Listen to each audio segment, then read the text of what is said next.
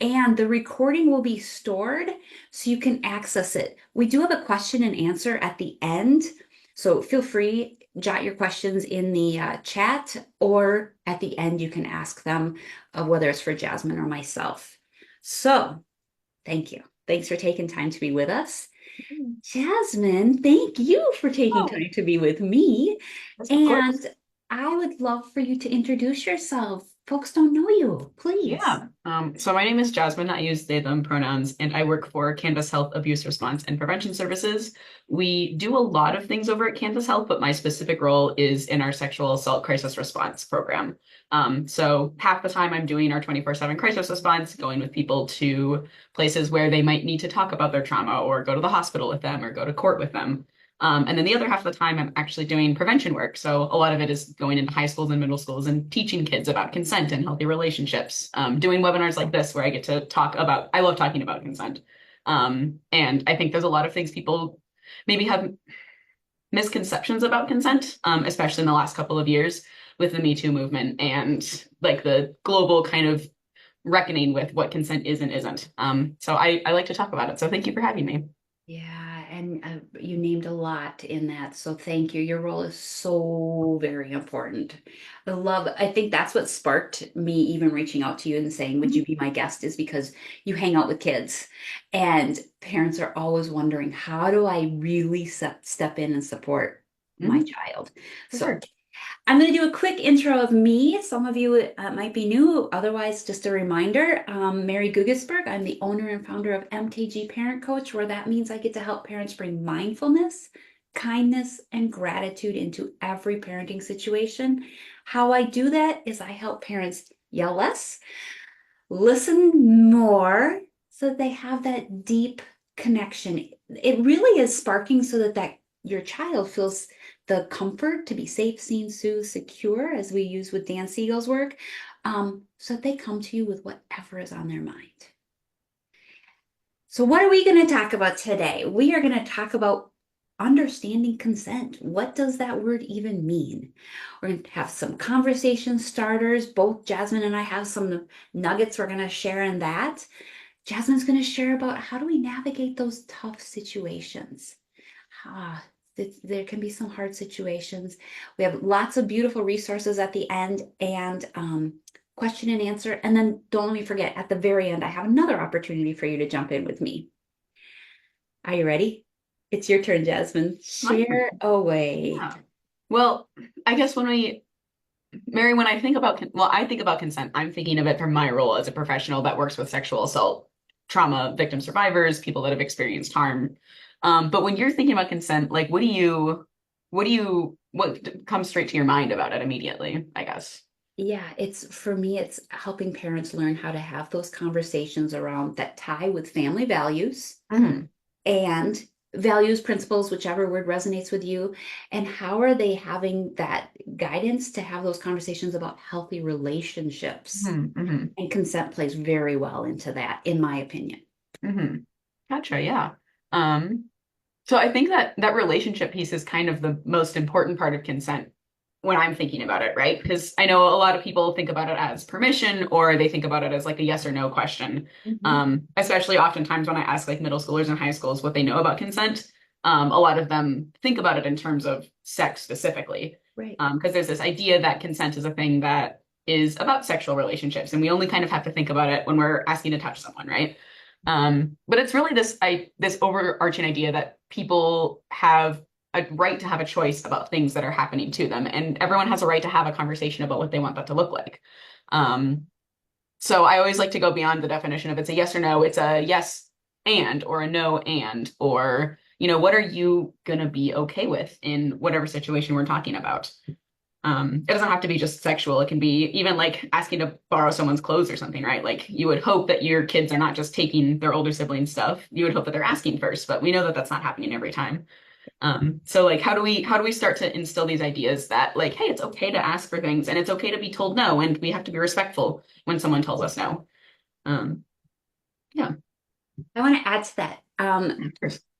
We worked really hard. I am the mom of two.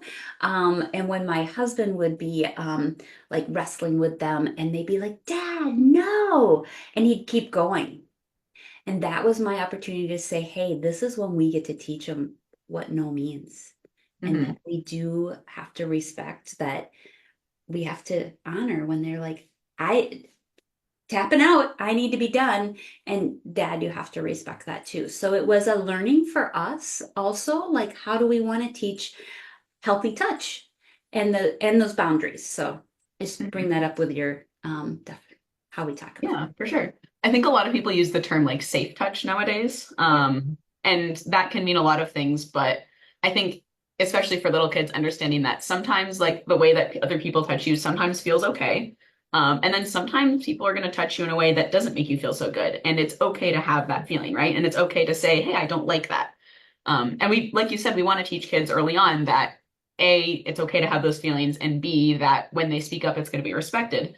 Because if we spend their whole lives teaching them that, like, well, when your grandma wants to come in for a hug, you can't say no to that, really, right? It can get kind of confusing when they get older, when they start to get in relationships and to start to say, where is that line between what I'm allowed to say no to and am I allowed to say no? Right. And we want it to be really clear that yes, you can, right? You have a right to say, I am not comfortable with this. And people should respect that. And other people have that right as well.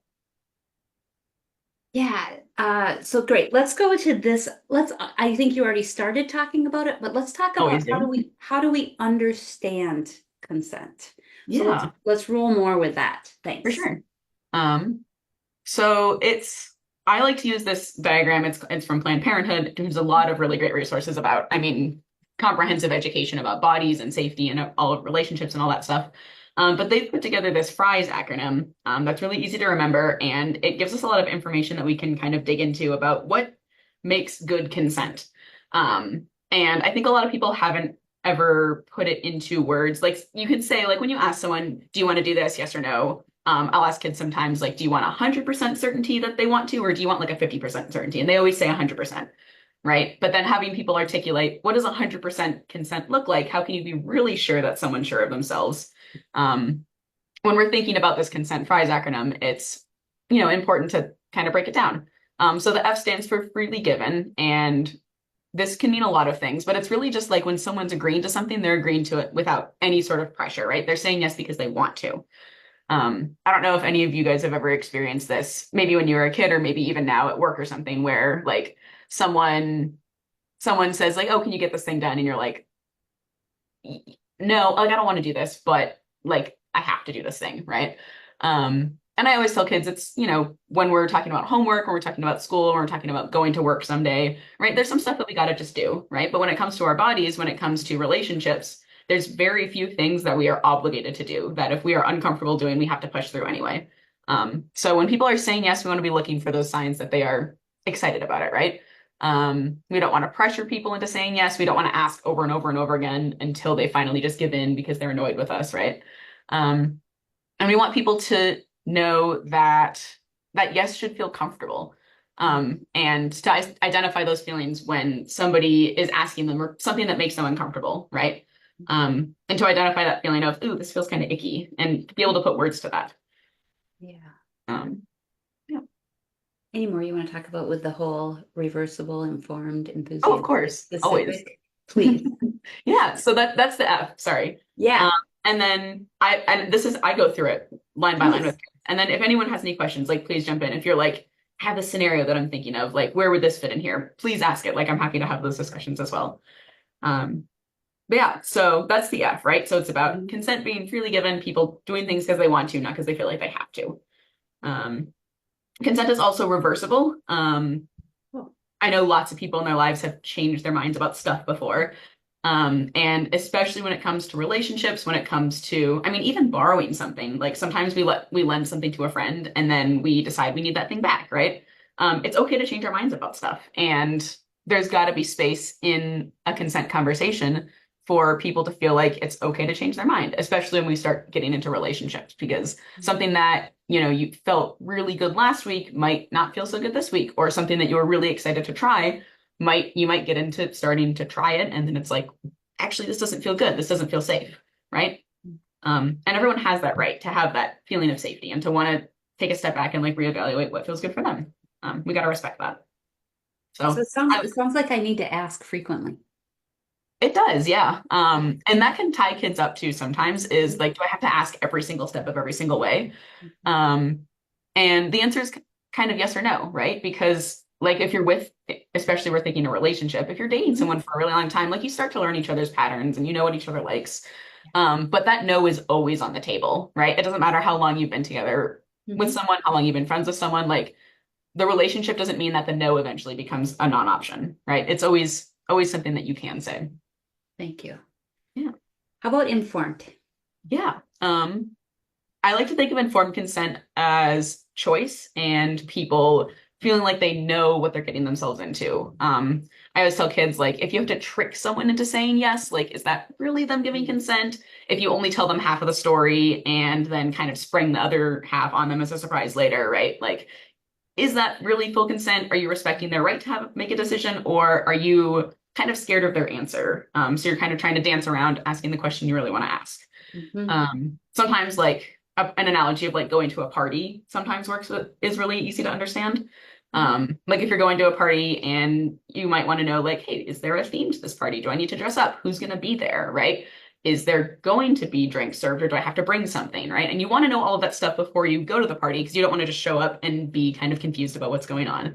Um, and so this idea that we're having maybe not intense discussions, but we are having those discussions and being honest with ourselves and people that we're around about what it is that we want and our intentions. And not trying to like trick anyone or bamboozle them because that doesn't feel good. Yeah, exactly. Expectations I hear in there also. I'm Mhm. learning some expectations. Okay, Mhm. another E word, enthusiastic. Enthusiastic. I love this one.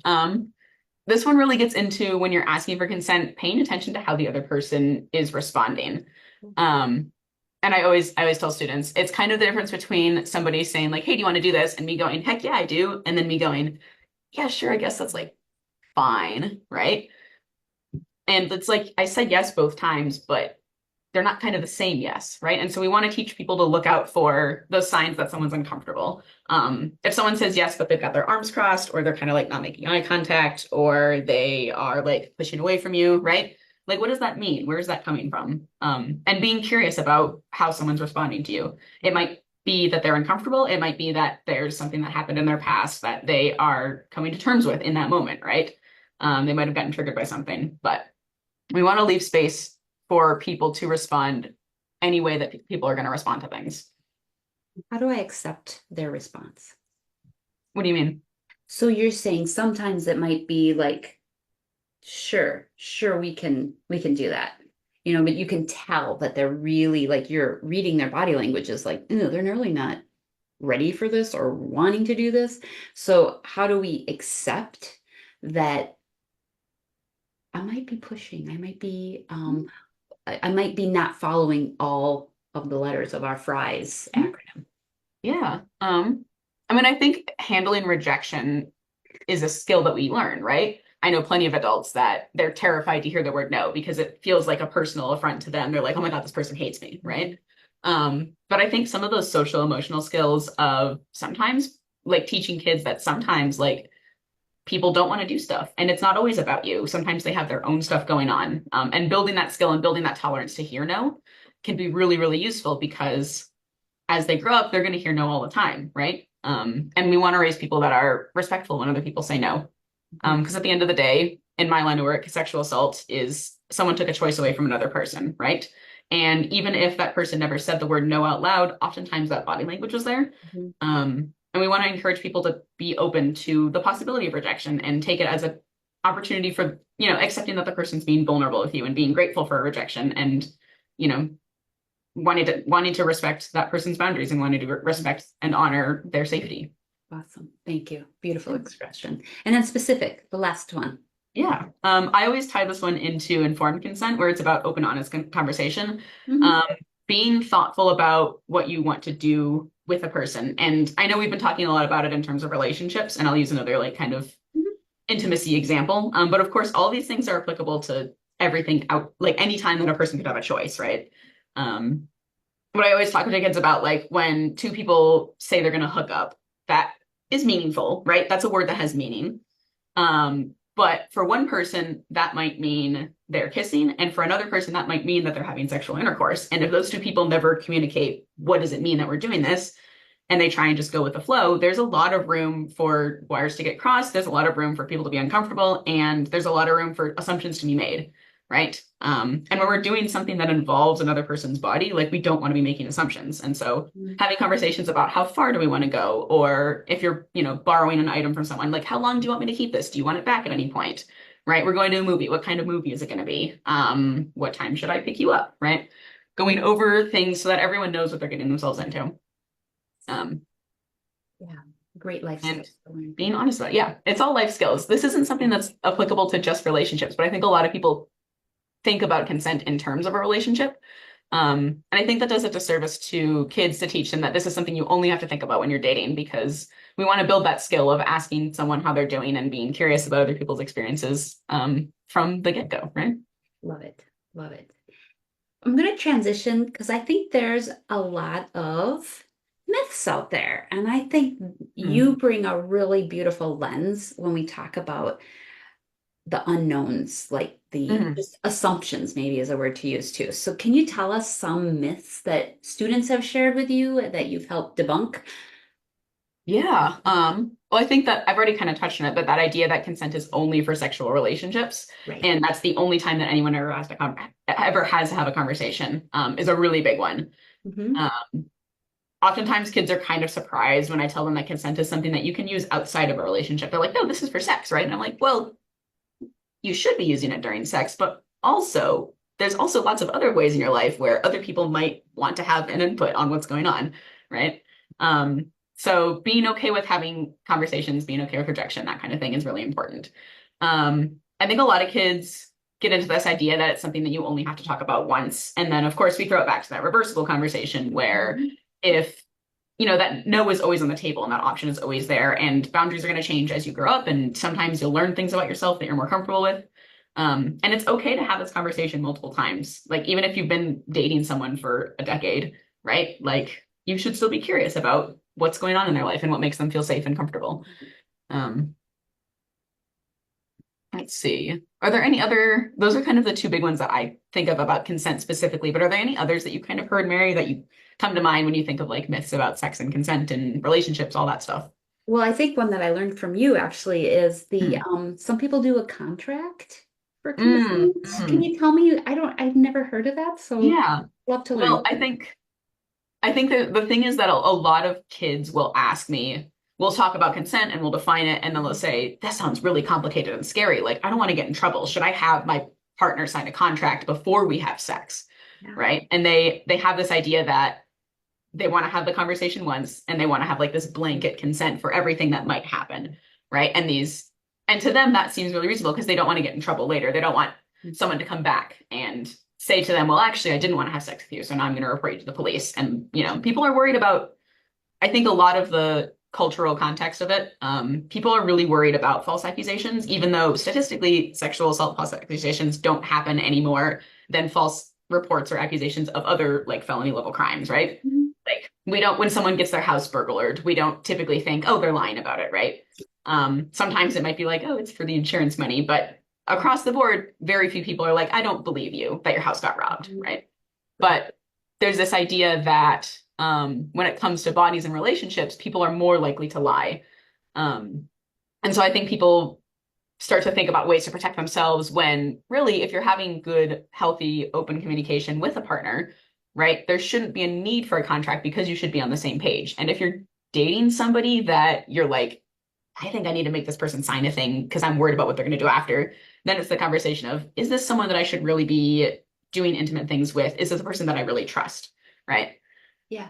I did. I think really instilling the FRIES acronym works really well, right?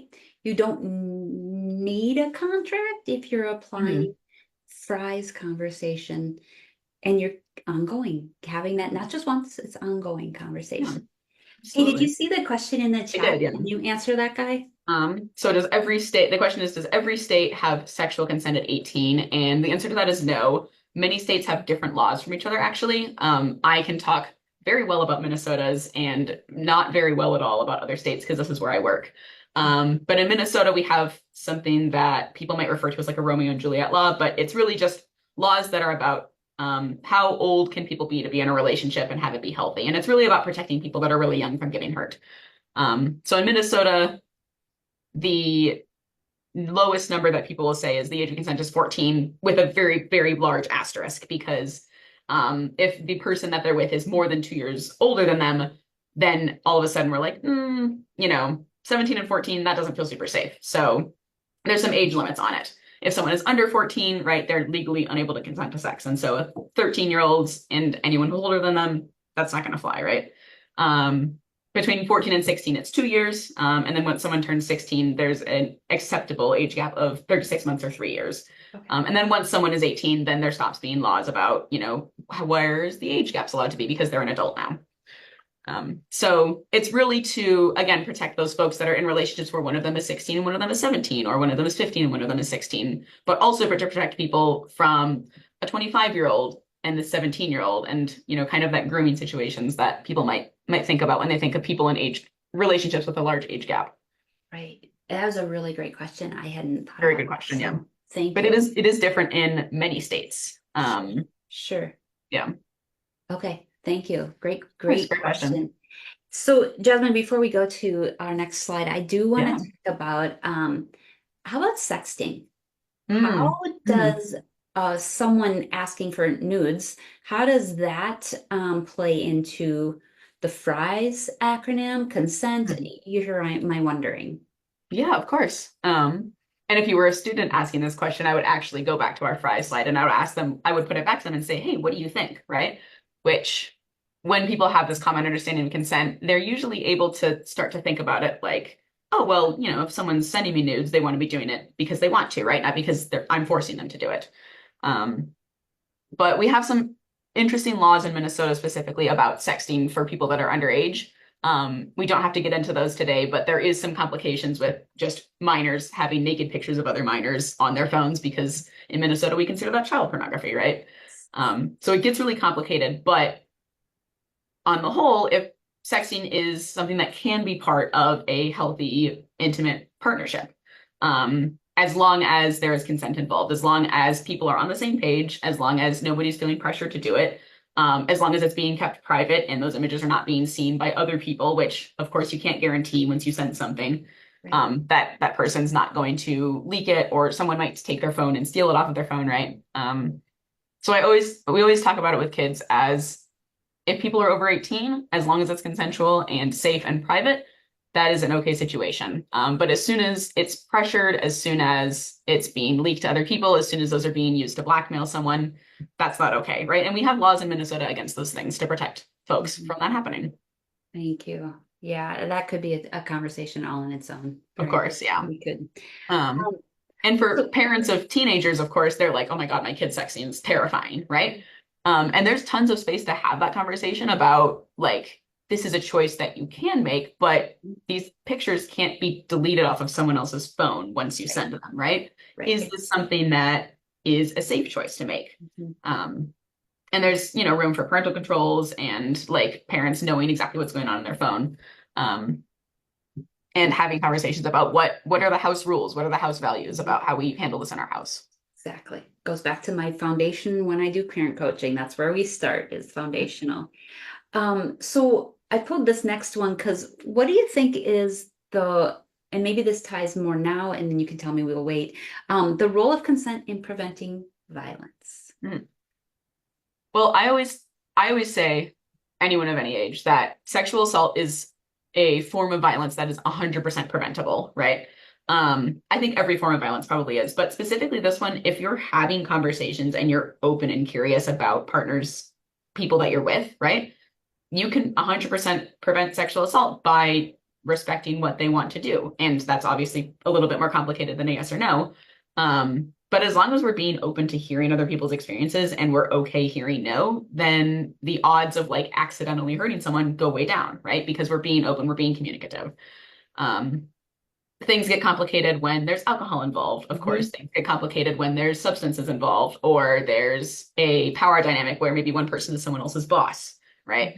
But you can still go back to that FRIES acronym and say, hey, if this person's under the influence of alcohol and they're really drunk, if they're making decisions, is that really them making that choice, right? Are they able to be fully informed about a decision that they're making? Are they really thinking about all the consequences of hooking up with a person when they're really drunk and hammered? Should we make that choice for them? And of course, when you think about it as should we make that choice for this person, the answer is usually no. Thank you. So I think that if there's this culture that consent is something that's not embarrassing to ask about, I think there's the rate of sexual assault will go way down. And we know that, right? We know that when people are thoughtful and caring about others and okay hearing the word no, that they are less likely to hurt other people because they're being kind and considerate. Yes. So let's talk a little bit, and this will be my turn now. Let's talk a little bit about how do we have these conversations. So you can see on the slide, we're going to talk about when starting these conversations when kiddos are young. We're going to talk about the importance of bodily autonomy and knowing your child best. You know what language to use, giving your kiddos permission and respecting boundaries, and then how we have those age appropriate messages. So younger kids, I think it's so important for them to be aware and respect both what your family foundation, that Jasmine said it, right? What is your house values were the words you used? I call it family values, family principles. How are you teaching those to your child? And it starts with a check-in for yourself. Like, how do I feel even having this conversation and really being comfortable in your own skin to have this conversation? So you might have to do your own stuff first. And that's where it's great. Jump in a call with me. We will role play, we'll practice, we'll help name it to tame it, all that good stuff. And then introduce the concept early. 1 to 5 is okay. Starting these conversations about what's giving the permission to share, giving the permission to give. I loved in the chat, there was a comment about, I understand if my grandkids don't want to give me a hug, that's okay. Respecting their healthy boundaries. Encourage your young child and going forward, the importance to ask for permission before touching the other person, before embracing. It's okay. Not every time you're not going to do that. I appreciate what you said, Jasmine. We get in a flow and we just know. When my kids were young, we used to do hand hugs. I'd be driving and I could just tell that they needed me and I needed them, and we would do hand hugs. So I'd reach back and we just do hand hugs while we are a very affectionate family and we give a lot of hugs. The other thing is, as your children age, reinforcing that asking for permission and respecting the other person's boundaries, that's fair. That's totally legitimate. Having those age appropriate messages, yeah, you know your child best and you know what they can, how they can digest the messaging you're saying. When we talk about having those conversations, I will call this out multiple times, so important to listen. Listen to understand, not to reply, not to fix, not to power over, not to judge, but listen to understand. So when we're practicing this consent messaging with our littles, it's like, you don't have to share your toy right now. Don't force them. What message is that teaching otherwise, right?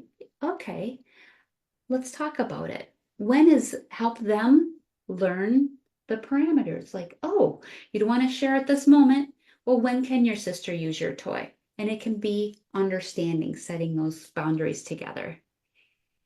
Ask before you hug your kiddo. We used to have nighttime routines and we would just go and snuggle before bed. Ask, is it okay if I come in and snuggle? Is it okay if I rub your back? It's okay to ask. It's okay. Empowering parents to help. Now let's move to those a little bit older, those adolescents, those 10 to 18-ish. I like to remind everyone on the call, an adolescent's brain is not fully developed until 25. That is what research is showing, 25. So this prefrontal cortex, the part that is responsible for decision making, impulse control and understanding consequences. Oh, yeah, that's still developing. Our kids need us. So I want to say that once more. Prefrontal cortex is still developing decision making, impulse control, and understanding consequences. When I give some talks, I remind parents that we're going to be the guardrail. And being that guardrail means I get to be part of that prefrontal cortex. I'm helping my child understand consequences of their actions, that this is what's coming up for you. That's why we have a curfew. That's why we have these family value principles that we are going to make sure that you can live into. It's that reminder that the brain isn't developed yet, right? But physically, my 13-year-old might look like a 20-year-old. Physically, their bodies are developing so fast, but remember, their brains are still emotionally and cognitively growing. And that's that opportunity to have conversations that guide this development that is age appropriate. And the more we have an understanding and expectations and conversations, the easier it is for our kids to come to us with anything.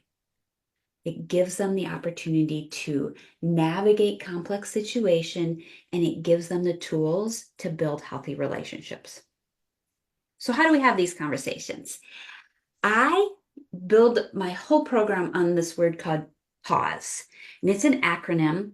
So I'm going to give you a strategy to use pause right now in having these conversations around healthy relationships. So being present, not just physically in the room doing scrolling or whatever, literally head, heart, physic, you're there.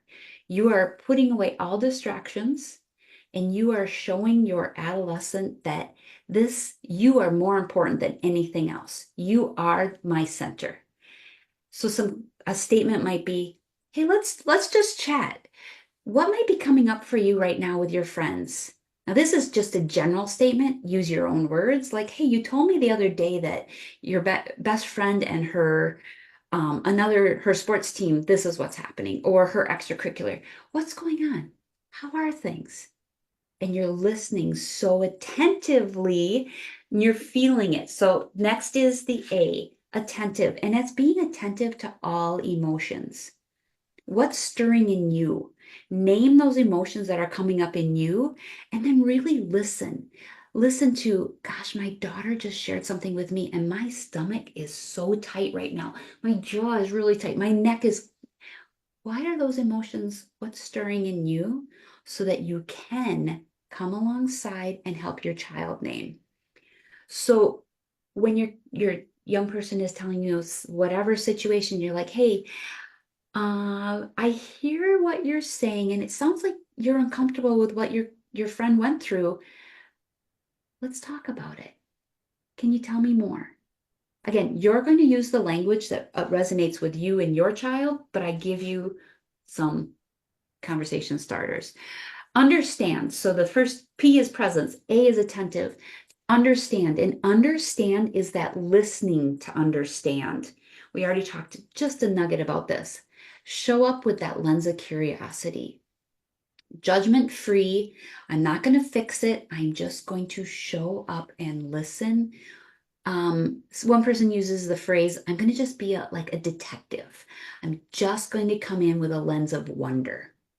And the more we can sit in that wonder, the more it helps our kids open up to us and see that, hey, this is someone they get me. And so the example for the statement might be, how do you feel about setting boundaries? How do you feel about saying no? Is it easy for you? Is there challenges? And what makes it easy or challenging? Again, we're back to being present. We're not distracted. We're not doing anything else. We're fully there, head, heart, and our whole being is with us, our kiddo. And maybe might open up something, then you're like, wow, we need to make the circle of care bigger. So S is support. Reassure your kiddo that you are there for them, but you might not be their go-to person.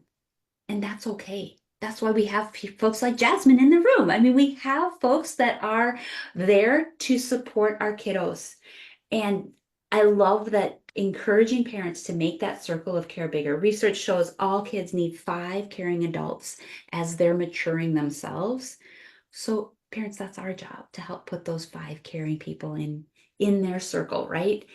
And it might be like your question might be, how do we work through these challenging situations? How do we work through these together? Which leads to the last word, explore. And this is where we get to explore solutions together. And this is really coming alongside your kiddo to think outside the box. Encourage your adolescent to think of ways to handle those peer pressure times, those consent related scenarios, whatever is bubbling up as in the moment. And it might mean role playing, it might mean just being available and listening. So, what do you think is a good way to ask someone for consent? And then you can practice with your loved one. Jasmine touched on this, but I'm going to bring it up again. This is not a one and done conversation. So in the chat, I would love to hear when. When can you have these conversations? And I truly would love to hear from everyone because the more you are sharing, that someone else might be like, oh, that's a great idea. I hadn't thought about that. So we learn from each other. So make this regular. Have an open conversation frequently. This is not a one and done conversation. It helps normalize the topic that we're talking about and it keeps those lines of communication open. How do you feel about your friendships? And I give a lot of social media talks, and in social media, I'm like, how do you feel about those friendships you have online? And how do you feel about the friendships you have in person? Those real life. And you can use that as a great segue for where do you feel unsure? And can I come alongside? How can I help you?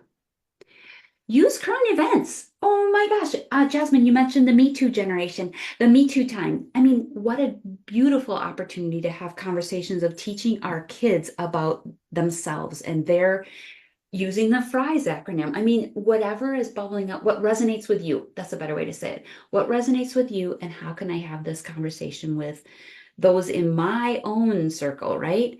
So, using TikTok videos, movies, um, reels, TV shows.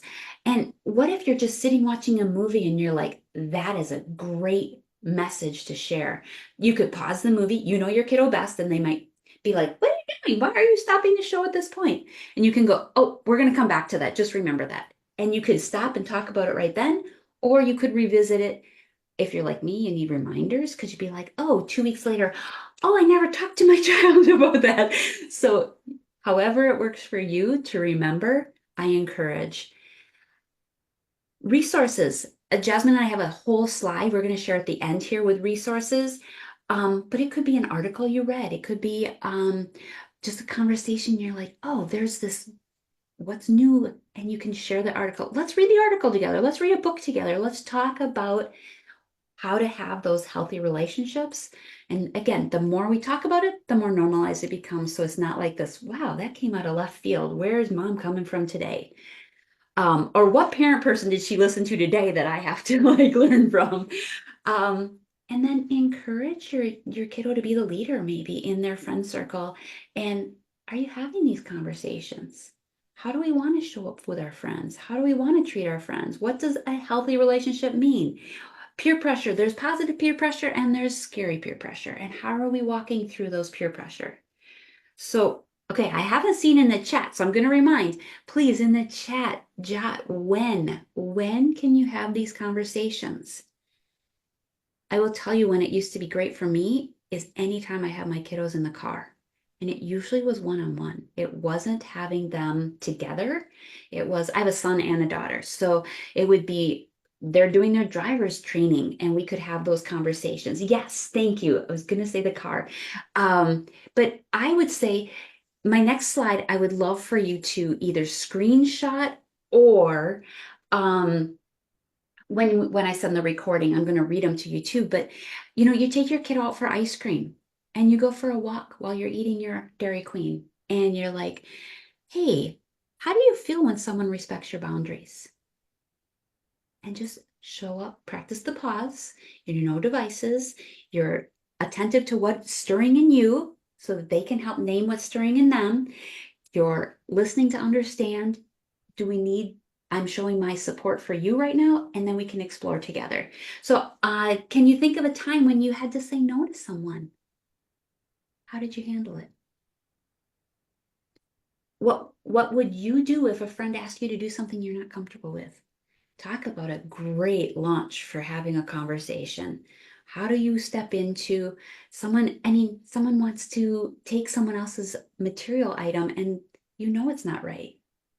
Um, how would you respond if someone you like didn't respect your boundaries? Why do you think it's important to ask for consent? And how can we show respect for others' boundaries in everyday situations? Lots of information on that. Screen grab that, or when we're done, I will send you how you can access the recording. Thank you. It's your turn, my friend. Yeah. Well, I think the whole conversation we're having about consent, and I know you mentioned that you have a son and a daughter, right? And I think there's this maybe idea that some people have that consent is a conversation. We only have to have it with our boys, right? Because boys are the problem. And I encourage people to have these conversations with all kids of all genders, right? Because I always tell folks, like anyone of consent is about choice. It's not about the actual act of sex that's happening and the logistics of it, but it's about someone not feeling like they have a choice. And anyone can be a person that felt like they weren't given a choice. So really encouraging people to have those conversations regardless of gender, and even starting really young, because I don't want the first time that a kid that I know to be talking about consent to be when they're with a person that they like. And it's there in the middle of that thing, right? Like this should be a conversation that they know going into it. Here's my values, here's my boundaries. Yes. So I think really, really encouraging people to talk about, especially kiddos, to talk about their boundaries and to be curious about what their boundaries are. Because even like a 5-year-old might be able to tell you, like, I don't really like hugs, or I don't like it when people pat me on the head. And encouraging that to be respected, especially with relatives, especially with family members, even, I mean, like teachers, coaches. Right. I know sometimes there's a culture that like coaches can, clap you on your shoulder however you want, or they like, can move you to adjust you without asking. And it's just kind of their job. But it's okay for adults of every profession to be asking kids what they're okay with before they are touching them in any way, right? Exactly. Good boundaries. Good Yes. boundaries. Yeah. I think, I mean, all of these are so situational, right? Because every kiddo is going to come to their grown up with a different situation. But I think some common ones are kids trying to navigate not feeling comfortable saying no, because they don't want to hurt someone's feelings, or because they are scared that if you reject this person, that they're not going to like them anymore, right? And a lot of that we can push back against as they're growing up, by showing them that like sometimes when they don't want a hug from us, we still love them, right? And not, I know my roommate has a niece, and I've heard family members when they're talking to this 3-year-old child, the kid doesn't want a hug, and then the family member will say, "Oh, don't you love me anymore?" And that messaging is, Mary says, "Oof," right? Like messaging is hard for a kid to, like, how's the kid supposed to know that they're joking, right? And that might be genuinely coming from a place of, oh my gosh, my 3-year-old baby is growing up and she doesn't need me as much anymore. And if we're teaching this child that when she says no, people assume that she doesn't love them, how is she going to take that to a relationship? How is she going to take that to a dating partner? Is she going to be able to say no to a dating partner? Or is it going to come back to, oh, well, I told grandma that I didn't want a hug, and then grandma didn't talk to me for a week,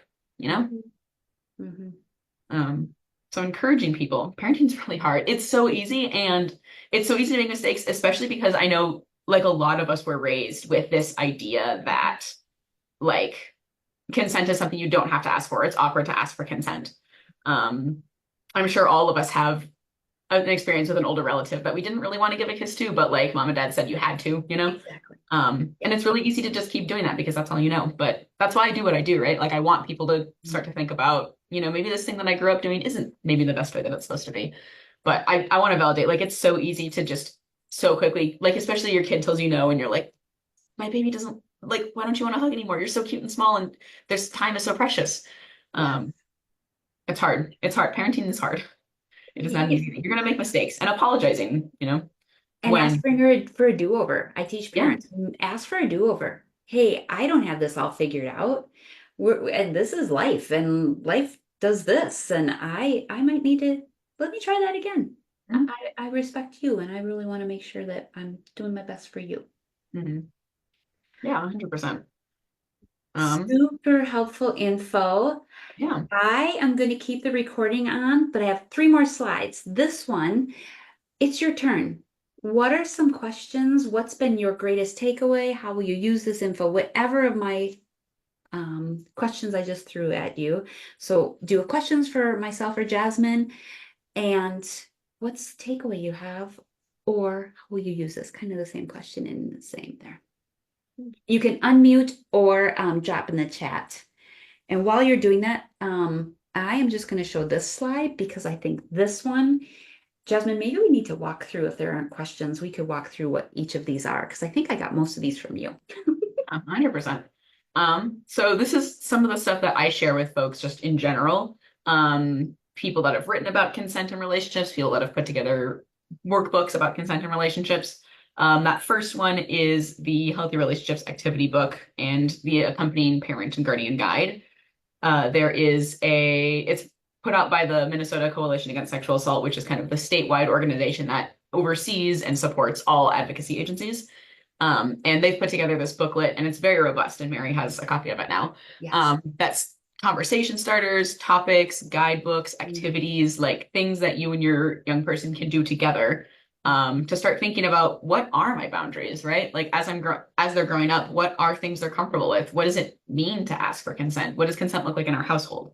Mm-hmm. That's a really good resource. I think that Consent Fries video message, is that one that you found, Mary? It's on the Harvard. I think it was the Sure, one. yeah. Yeah, exactly. Okay, so there's some videos, there's some kind of articles and stuff about consent. There's this article called Consent at Every Age from the Harvard Graduate School of Education, where it's coming from a teaching perspective, but it's kind of that age appropriate message of, for our toddlers, what should we be talking to it with them, right? For our preteens, what's an appropriate time to bring up this topic?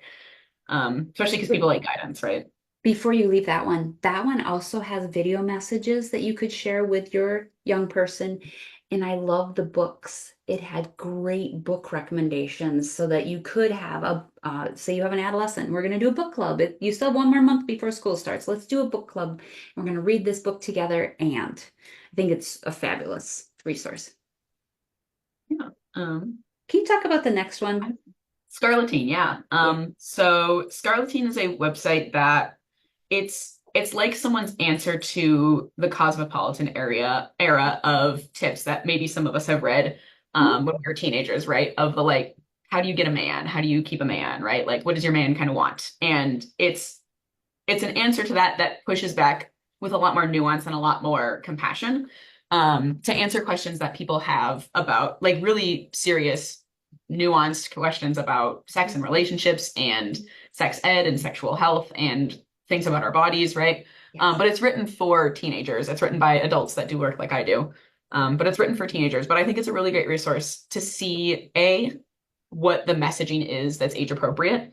Some people might be surprised when they go on there when they talk really explicitly about things, because I think really explicit conversations where we name what can happen during sex and what are some elements that might go into a sexual relationship. So kids aren't surprised when they grow up and people are asking for these things, right?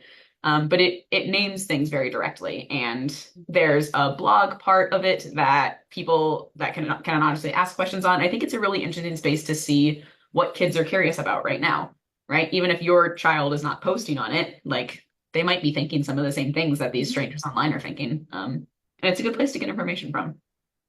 And I always recommend parents check Common Sense Media.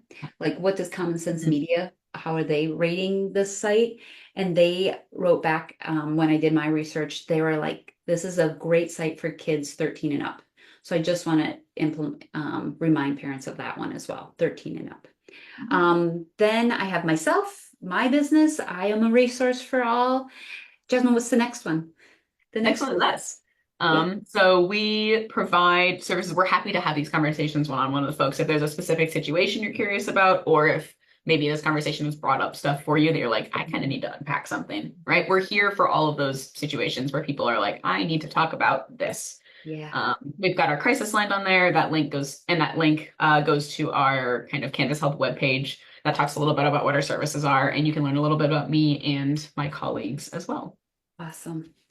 So I'm going to have one more slide, but anyone have questions? We have a great resource in Jasmine. And then while you're thinking of your questions, whether you want to ask them verbally or jot in the chat, I have another invitation for you. I do a webinar once a month, and my next one is going to be on back to school and emotions. We need to just have the support for caring for ourselves and our kiddos. So it's helping navigate all those emotions. We'll learn some practical tips to support your child for their well-being. We'll talk about routines. We'll talk about using mindfulness techniques, how to have conversations, communication with both the school and then some Q&A time. So yeah, wow, quiet group on questions. Can you think of any, because we have what, 5 more minutes. Can you So, think of any that have bubbled up that kids frequently ask you that would be really helpful for our parent audience? mm, Sorry, I should have prepped you for that. so that's okay. There's a couple. Okay. I think the biggest one that I've gotten that kids are worried about is they're worried that it's going to like kill the mood when they ask for consent. And of course, they're thinking about it in terms of relationships and intimacy, right? And I think it comes from media, it comes from movies, it comes from this idea that like especially if a guy has to ask a girl, like he's a weird nerd, right? If you can't read your girl's body language, there's something wrong with you, or like you should just know. But I think people are really worried about making things awkward, and I think there's always space for conversation about how if you hurt someone by accident because you didn't have a space as a question, like that goes beyond being awkward, right? Right. So is that awkwardness worth making sure you don't accidentally hurt a person? I think so. I think 100% yes. But maybe even talking with kids about like, hey, what are ways that you could ask how someone's doing that it doesn't feel robotic or doesn't feel like it's awkward. And making it okay to ask those questions and making it okay to have space for that conversation. Yeah. Yeah. So that's a great tool to remind that we could role play, jump into a call. Parent coach can do some role playing with you. How do we even empower our kids to advocate for themselves and advocate for their partners so that we have these? Um, there's a question in the chat. I'm just going to read it real quick. Mhm. Oh, do you want to take that one or you want me to?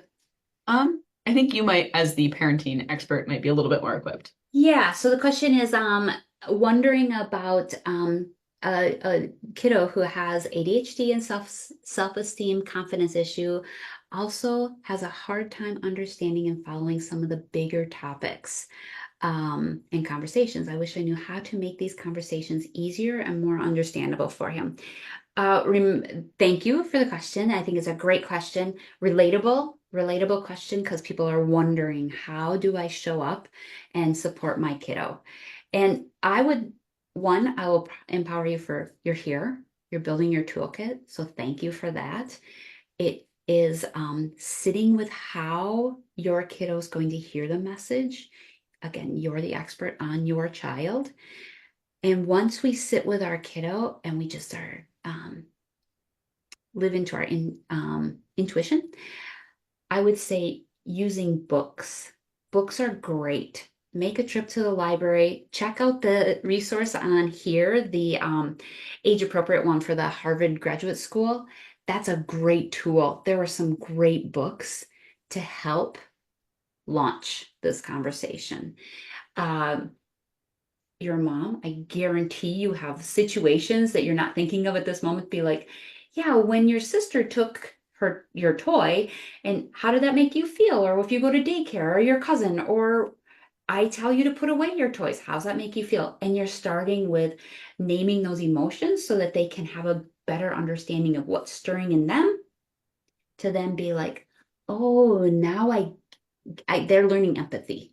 They're learning like this is what's happening for my partner. This is what's happening for my sibling. This is what's happening. So, yeah, I like that. Books, images, yeah. Mhm. And again, when you go to that Harvard one, there's a quick webinar or a quick video on there that talks about this is my body and how we help name boundaries, healthy boundaries on there. It's a good video. You guys are great. Look at us. We are on time. Um, I will invite everyone on the call. I store these videos in a private Facebook group page, so I'll invite you to the group so that you can access the video, you can share with loved ones. And then you always have access to me. I did not put my email on there, but you know what? You signed up for the class, so you would have my email. It's Mary at mkgparentcoach.com. And Mary, remember, is spelled Meri. Jasmine, any final words? No, I think thanks folks for being here and being curious about this topic. And, thank you, Mary, for having me and letting me talk about this thing that I'm passionate about and care a lot about. I wanted to share my thanks too. You are a resource, and I was thrilled when you said, yes, we can make this happen. So thank you, thank you, thank you, and wish you all a good afternoon. And I'll hope to see you on August 21st for the next one. So Thank take you. care, Thank you, friends. everyone, for being here today. Thanks.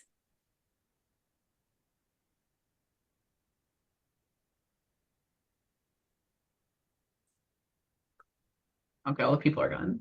I'm going to stop the recording. How do I stop my recording?